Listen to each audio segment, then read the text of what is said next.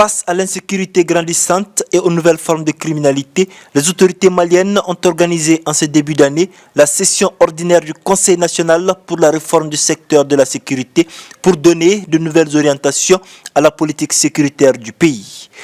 Face à l'insécurité croissante et multiforme à laquelle notre pays est confronté depuis quelques années déjà, la nécessité de donner de nouvelles orientations à notre politique sécuritaire apparaît comme un impératif. Adoptée en 2016, cette session permettra de faire l'état des lieux de cette réforme et de plancher sur les conditions de retour de l'administration et des services sociaux de base dans les régions nord et centre du pays. Le retour ou la restauration de l'autorité de l'État passe nécessairement par la réaffirmation et le renforcement de son utilité sociale. Ce que cela veut dire, c'est que pour que nous ayons un État fort dans ces régions, il faut que nous ayons également un État utile aux populations.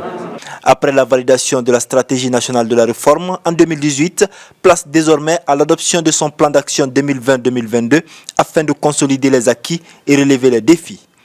C'est le lieu d'en appeler à la haute attention des membres du Conseil national pour la réforme du secteur de la sécurité, de la nécessité de faire adopter par le Conseil des ministres la stratégie nationale RSS et son plan d'action.